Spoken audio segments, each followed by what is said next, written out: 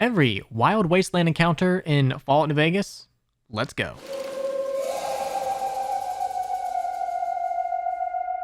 If you have Rex as a companion, at some point he will randomly come up to you and start barking. This will lead to some very unique dialogue where you will learn that little Jimmy may have fallen into a well.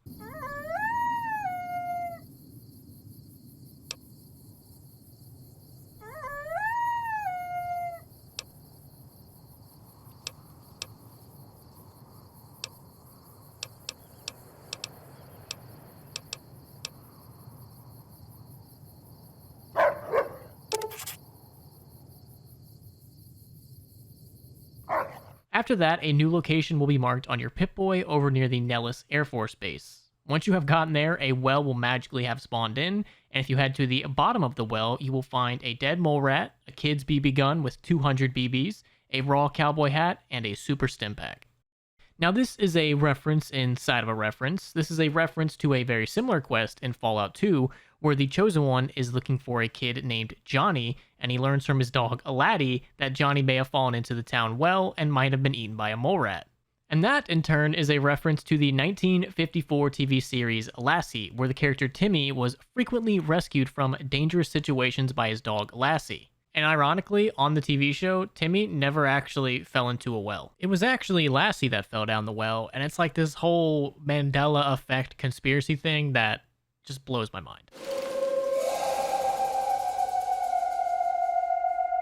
Heading outside of Goodsprings on your way to Gene, on the side of the road, you will come across a refrigerator with a skeleton inside and a suave gambler hat that'll give you a +1 to your perception.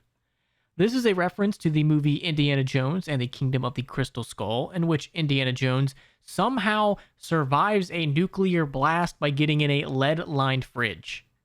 Yeah, go figure. But it's a good thing Fallout told us how it really would have went down. Indy would have totally been a skeleton chilling inside of that fridge.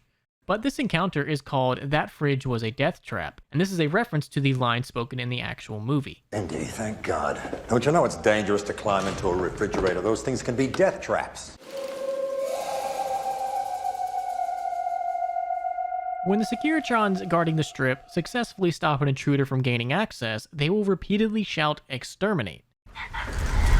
Exterminate. Exterminate. Exterminate. This is a reference to the Daleks, a genocidal race of armor-encased aliens in the television series Doctor Who. Exterminate him! Exterminate him! Exterminate him!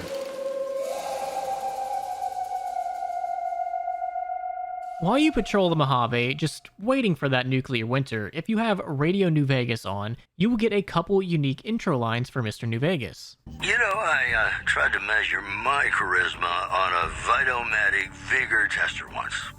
The machine burst into flames. This one is a reference to one of the greatest movies of all time, Anchorman, The Legend of Ron Burgundy. Welcome back, ladies and gentlemen. This is Mr. New Vegas. Thank you very, very much for listening. Stay classy, New Vegas. Well, for all of us here at Channel 4 News, I'm Ron Burgundy. You stay classy, San Diego. And the next one is a reference to the notorious B.I.G. song, Mo Money, Mo Problems. Mojave, Mo Problems. Am I right? The Pimp-Boy 3 billion can be attained from Mick at Mick and Ralph's as part of an unmarked quest to figure out why the Omertas have stopped buying guns from them. And this will lead the player to eventually start the quest How Little We Know. And during this quest, you can either side with Big Sal or Caccino, but at the end of it, you can convince them to start buying weapons from Mick and Ralph's again. And after you've done that, you want to head back to Mick and Ralph's and let them know of the news and everything that has been happening, and he will reward you with a Pimp-Boy 3 billion that will have some very unique music every time you equip it.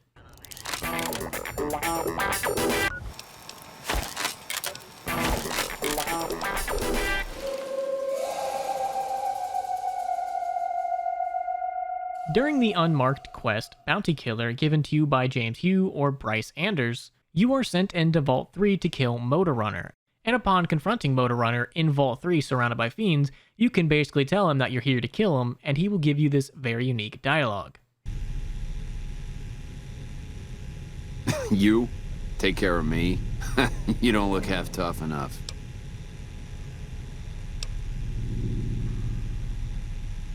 Cool. I haven't had a good fight in a while, and it's been ages since Donnie and Marie had something they could sink their teeth into. His dogs are normally called Bone Nash and Gashbone, but now they are called Donnie and Marie, and this is a reference to the 1976 TV series Donnie and Marie. And if you are a fan of Johnny Bravo, this is the same Donny Osmond that frequently reappears in that show.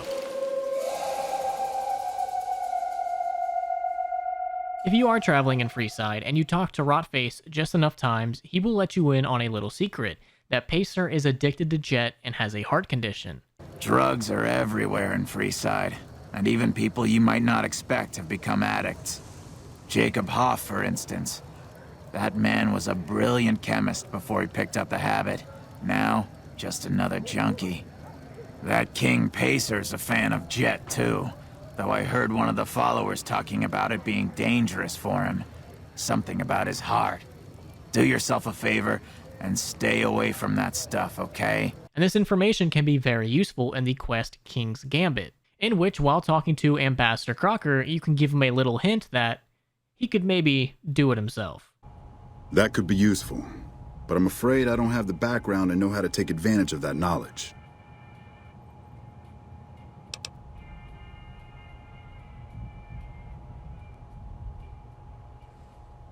Damn it, I'm an ambassador, not a doctor. You'll have to find some other way. And this is a reference to the famous line spoken in Star Trek. Look, I'm a doctor, not an escalator. Spock, give me a hand. I'm a doctor, not a mechanic. I'm a doctor, not an engineer.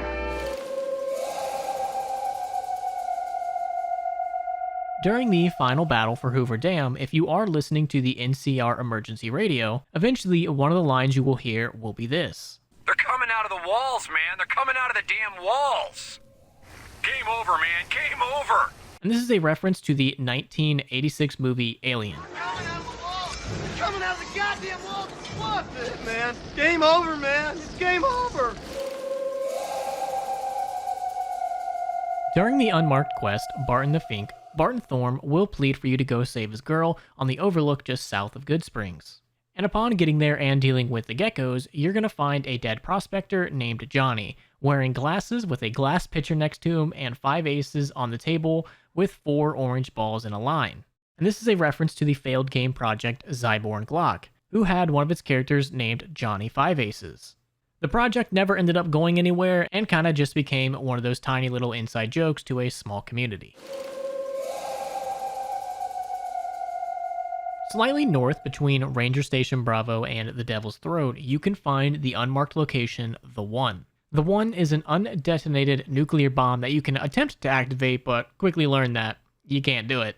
But if you do have a science skill of 60, you can salvage some components out of it. But do be careful because there is a pretty strong group of super mutants located right next to it. Walking down the strip, you can come across a bighorn rancher named Walter Phoebus and his wife Ethel.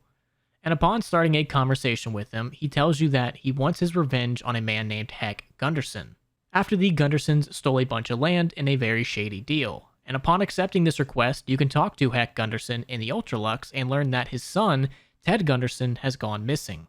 And this will initiate the quest Beyond the Beef. And upon returning to Walter and telling him this information, you can concoct a plan where you kill Ted Gunderson and frame his father, Heck Gunderson, for his murder. And after you have successfully murdered Ted Gunderson and collected his blood and sprayed it all over his father's room, you can go outside and inform a Securitron about said murder. What is it, citizen? You've done the right thing, citizen. Reporting struggles, scuffles, and tussles is the civic duty of every man, woman, and child. Thanks to you, we can all sleep in our beds a little sounder, knowing that swift justice awaits those who take moral shortcuts for personal gain. Rest assured, I will apprehend the perpetrator and see him or her punished, even though in some ways, evil is its own punishment. After that, the Securitron will congratulate you and telling you you're doing a very good job, in which he will head into the Ultralux and confront Heck Gunderson and give him this line. Heck Gunderson, you're under arrest for the murder of Ted Gunderson. What in blazes? That's my son you're talking about. He ain't dead. I'm looking for him. It is my duty to inform you that murder is a serious crime. As a murderer, you should be feeling emotions such as guilt, sorrow, and shame. If not, you may wish to consult a mental health professional.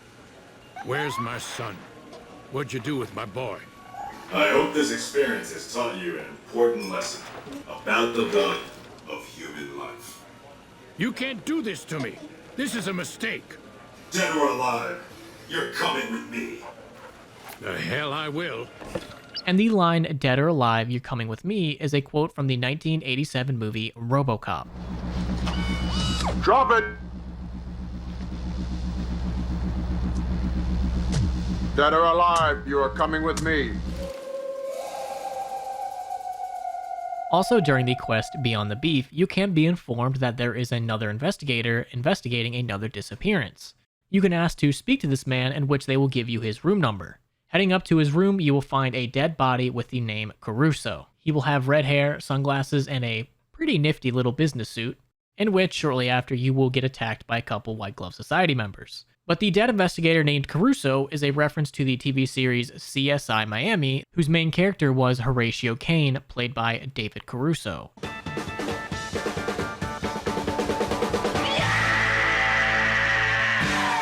And you do not know how popular this series was back in the day. Like, when this show was airing, I was like a little kid, but this is all old people talked about, like with CSI and CSI Miami. They thought it was the shit.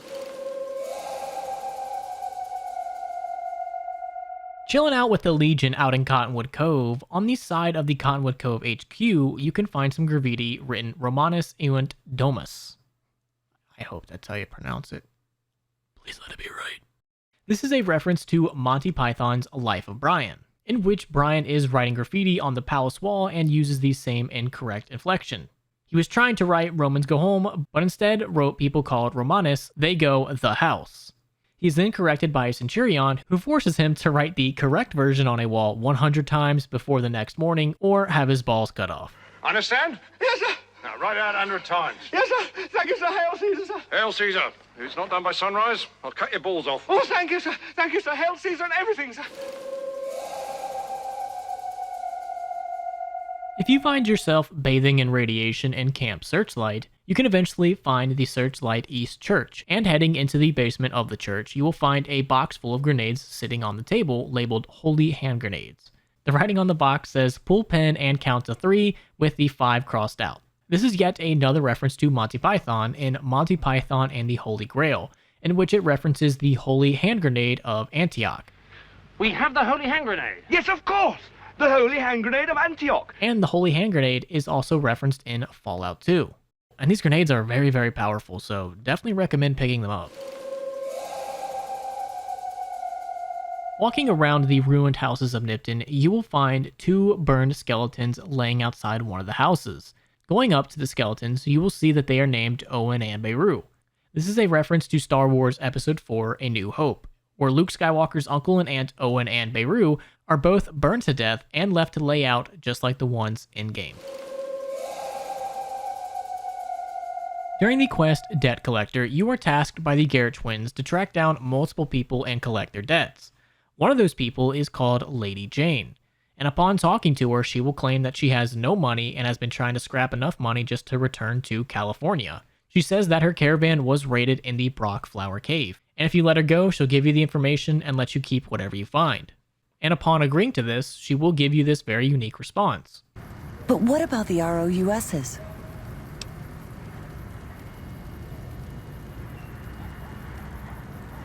Oh, I assure you, sir, they are very real and very large. Please do be careful. The rodents of an unusual size is a reference to the 1987 film The Princess Bride. Wesley, what about the R.O.U.S's? Rodents of unusual size? I don't think they exist. But upon going to the Brock Flower Cave, you can come upon a bunch of rodents of unusual sizes, which are just some pretty big ass rats. This cave is actually really good because you can get the unique weapon Rat Slayer, so definitely recommend.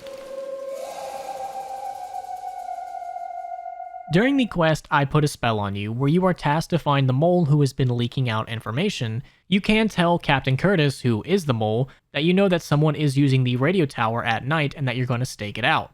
And while you are trying to stake it out, you can eventually get ambushed by Captain Curtis, in which he will say the line, "You're getting too close, Shamus." The line, "You're getting too close, Shamus," is a reference to the 1989 video game Where in the US is Carmen Sandiego, where it would be said by an NPC to indicate that you are getting closer to apprehending a criminal, because apparently Shamus in like the early 20th century was slang for private detective. They were just weird back then. Walking around Freeside, you can hear many talks and whispers by a lot of the Freeside drunks that there is a roaming gang of old women going around mugging people. You hear about that band of crazy old ladies running around? I hear they're real vicious when they mug folks. And at first you would dismiss it, but upon leaving Cerulean Robotics, you will be confronted by 3 elderly women wearing pre-war outfits with rolling pins and switchblades, in which they will start to attack you. Lucky what we have here, ladies. Another unsuspecting ponce. Aha! You like that? Come on! And this is yet another reference to Monty Python in the sketch titled Hell's Grannies, about a group of old ladies attacking young men. Yes, gangs of old ladies attacking fit, defenseless young men.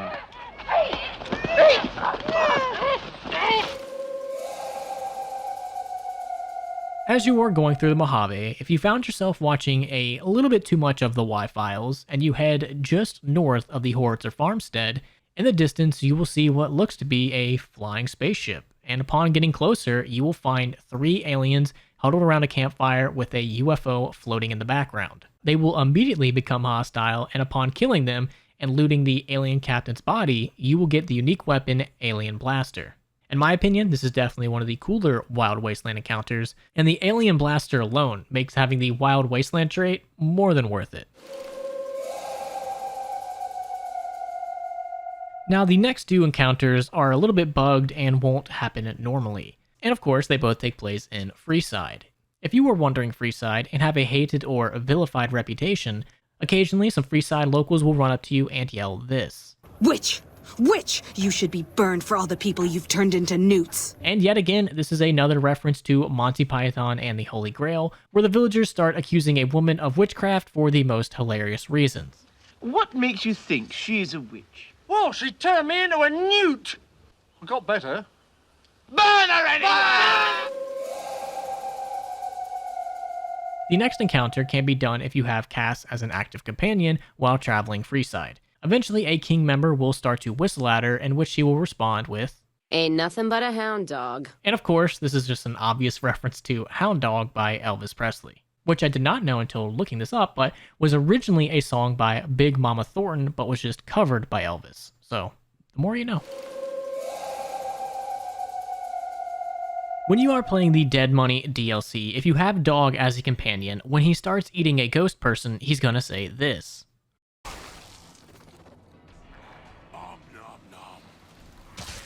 And this is a very subtle reference to the sound the literal Cookie Monster makes when he's eating a cookie. Cookie! And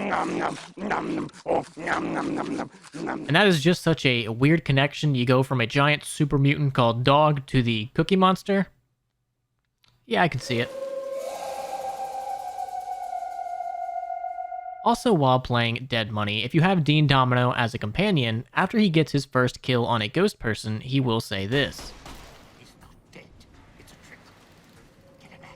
And this is a reference to the 1992 film Army of Darkness, where a man gets transported back to like the 1300s AD, and he has a shotgun and a chainsaw, and he has to find the Necronomicon to like return home. This is a very weird movie, but also very good.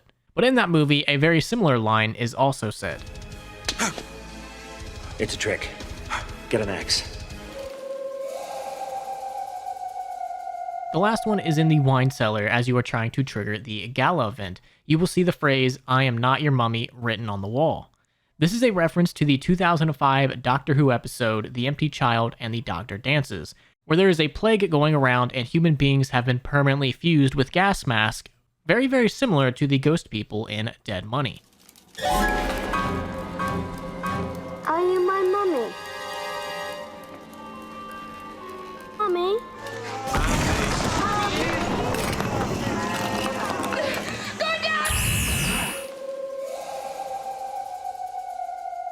Moving on to Honest Hearts, there are only 2 unique encounters with this DLC. The first one is as you are approaching the Angel Cave, a man will run out and pump his fist in the air. This man's name will now be Two Bears High-Fiving. And this is a reference to one of the OG mods from way back in the day called Two Bears High-Fiving, where they literally changed one of the answers on Doc Mitchell's Rorschach test to be Two Bears High-Fiving. And admittedly so, because it really does look like two bears high-fiving. The next one is when you are speaking with Whitebird during the Rite of Passage quest. When telling you what to do for the quest, he will just straight up tell you, take drugs, kill a bear. And I kind of like that, you know? I'd rather just get straight to the point. We don't have to make it all cryptic like. Just tell me what I need to do. Visions of truth. Take drugs, kill a bear. Heading over to Old World Blues, we have a bunch of unique encounters. The first 2 are going to be kind of related to each other. If you head over to the Magneto-Hydraulics Complex, in there you can find 4 robots named Walking Eyes. These robots do not do anything and just sit there, but they look pretty cool. And this is a reference to the Venture Bros episode Fallen Arches, where in that episode, Dr. Venture makes a 4-legged robot that he claims has a camera, lasers, monkey-proof welding, silent stealth design, and a bunch of other pretty badass things. But in actuality, it doesn't do anything and just looks pretty damn cool. Now, the Walking Eye itself is based off of the robot spy from Johnny Quest. And if you didn't know, Johnny Quest is what the Venture Bros are spoofing off of. So this is like just one big reference inside of a reference. And piggybacking off of the previous one, while you are walking through the crater, occasionally you will hear Dr. Oat shout, Attention lobotomites! Do not neglect to wash the walking eye! And this is a reference to that same episode of the Venture Bros, where in which Dr. Venture seductively washes his walking eye. Oh, look at this walking eye! It's filthy! Guess I should wash off my walking eye! And this whole washing thing is actually a reference inside of a reference. The Venture Bros are referencing a 1967 movie, Cool Hand Luke, where a bunch of people in a chain gang end up watching a girl seductively wash herself.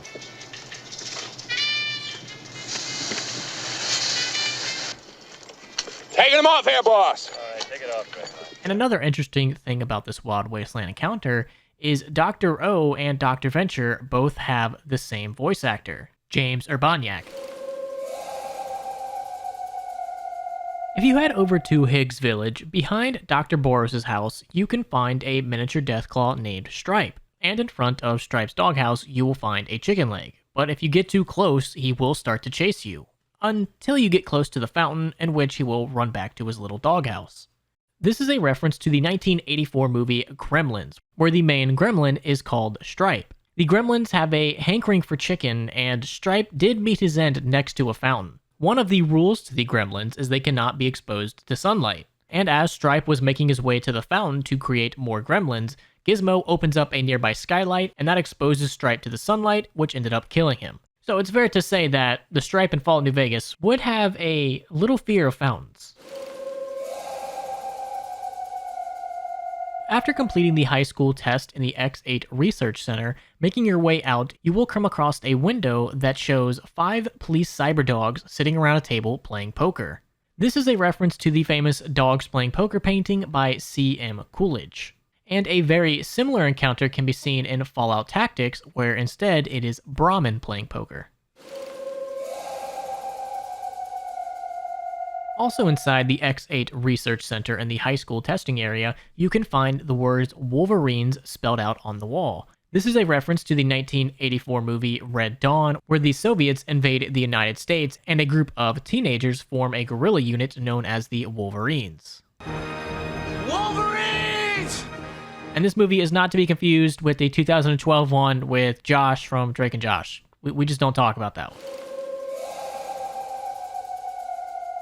Around the construction site, you will find 7 garden gnomes along with pickaxes and lanterns that seem to be mining these red crystals. Of course, this is a reference to the movie Snow White and the Seven Dwarfs. And a callback to an earlier reference, one of the movies that the gremlins were watching was Snow White and the Seven Dwarfs.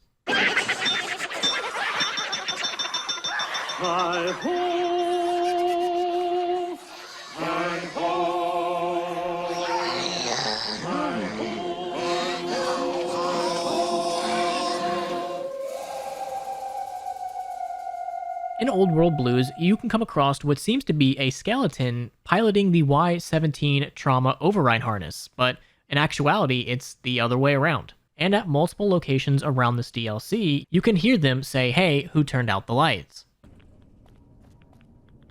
Hey, who turned out the lights? Hey, who turned out the lights? And this is a reference to the 2008 Doctor Who episodes Silence in the Library and Forest of the Dead, which has a very same premise to the Y-17 trauma override harness. There's an alien species that consumes people inside of their spacesuits with the original person's skeleton still inside. And because the suits are able to briefly retain the consciousness of the person that's wearing it, before the person that was wearing it died, he said, "Hey, who turned out the lights?" And therefore, that's all the suit could say. Hey, who turned out the lights? Doctor, don't. Dave, can you hear me? Hey, who turned out the lights?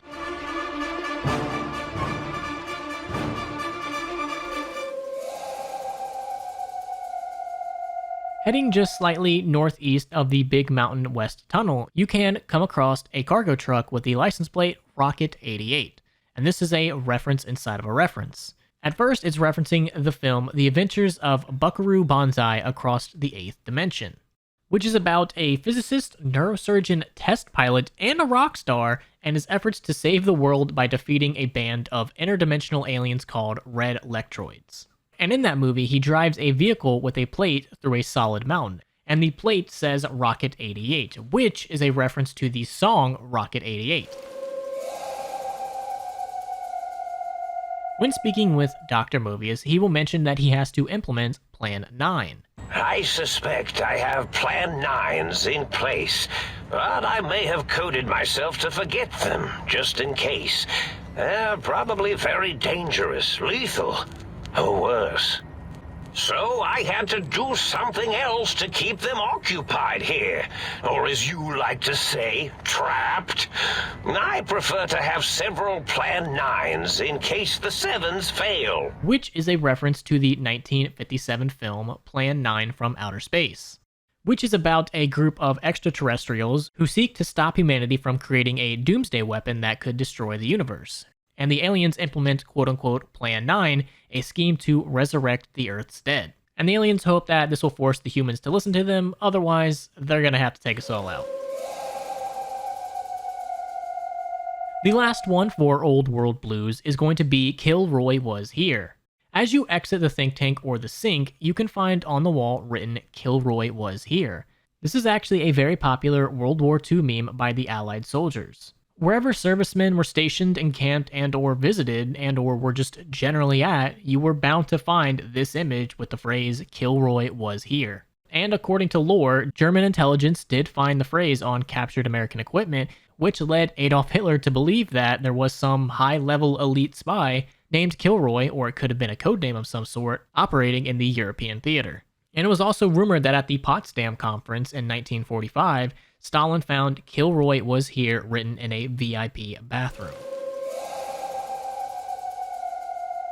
In Lonesome Road, if you head into the Cave of the Abandoned, you can find the petrified corpse of a dog named Seymour. This is a reference to the saddest episode of Futurama that I have ever seen, in which Fry's dog Seymour Asses ends up living a sad and lonely life before eventually becoming fossilized, only for Fry to find thousands of years later. And if this episode didn't make you cry back in the day, dude, I don't know what's wrong with you. Fighting the unique Deathclaw Rawr and killing him, you will obtain Rawr's talon, and going to a workbench, you are able to craft the Fist of Rawr. But having Wild Wasteland changes that to the Fist of the North Rawr. And this is a reference to the manga Fist of the North Star, which takes place in a post-apocalyptic wasteland where our main character is a Chad among Chad, and it's also where this legendary line comes from. お前はもう死んでいる。何?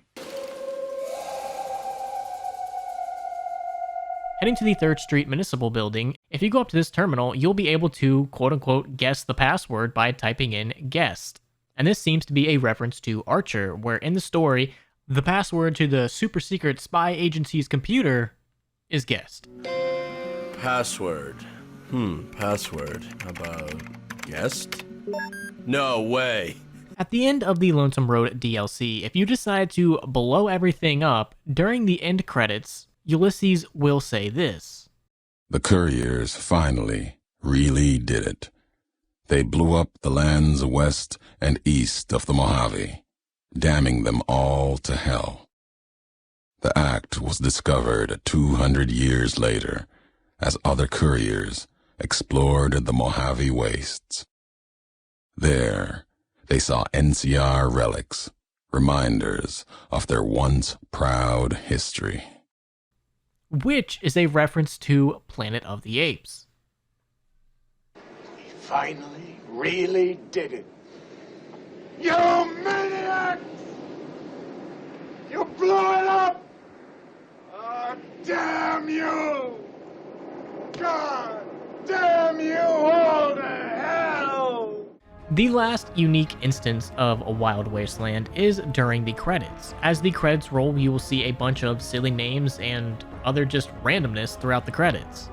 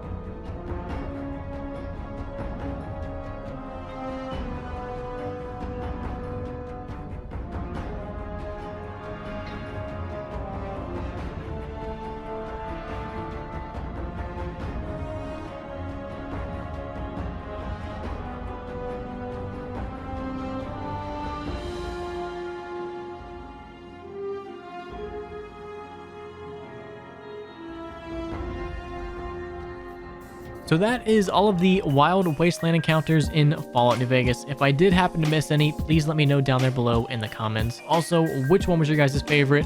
I gotta know. And as always, this video would not be possible without my Patreon supporters. We got Brian Hahn, Person, Dirty Dan, Fat Lucky Potato, Icy Storm, B-Rad the Man, Giovanni Diaz, Orge Burgos, Dr. Dopey, Mayall, G-Daddy Smackdown, Org, Ty Mulan, and Henry Heiberg. Patreons get videos early and are just the light of my life. So if you'd like to be a Patreon supporter, link is down there below in the description. That's gonna be it. Leave.